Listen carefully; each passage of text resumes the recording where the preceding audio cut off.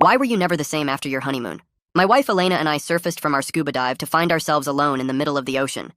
Where's the boat? Elena screamed, ripping out her regulator. I spun around frantically, realizing the dive boat that had 18 people on it 5 minutes ago was completely gone.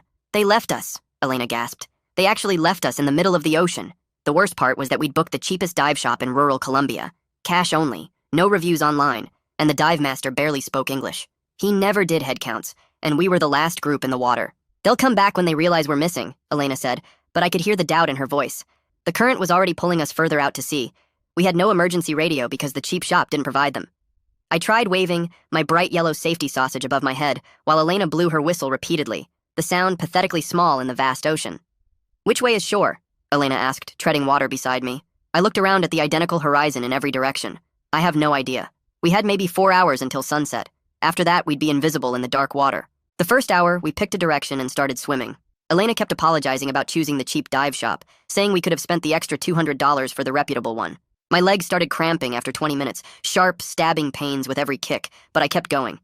Are we even moving? Elena gasped between strokes. Everything looks exactly the same. The worst part was she was right. The waves, the sun, the endless blue. We could have been swimming in circles and we'd never know. Then Elena started shivering despite the warm water. Why am I so cold? This doesn't make sense. That's shock setting in, I said, trying to keep my voice calm. Just keep swimming and we'll be okay. I promise. The second hour was when Elena saw her first hallucination. She suddenly started screaming and waving at empty water. There! A boat! I see a boat! Help us! She started trying to swim toward nothing. Baby, there's nothing there.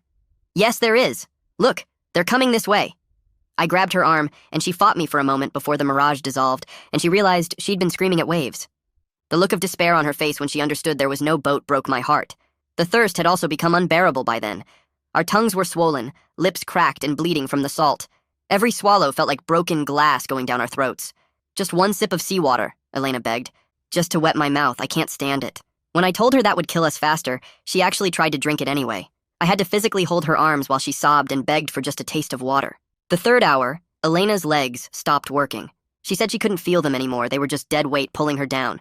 I had to support her entire body while treading water, my arms screaming in agony, legs cramping so badly I was crying from the pain. That's when the jellyfish got to us. I didn't see it, but I certainly felt it.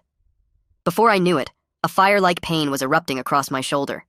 Elena screamed as a jellyfish also caught her arm. The jellyfish swam away, but we couldn't treat the sting. We couldn't do anything except keep swimming with venom coursing through our bodies. Elena went limp after that. Her eyes rolled back, and she mumbled something about leaving her behind to save myself. I slapped her face gently at first, then harder when she didn't respond.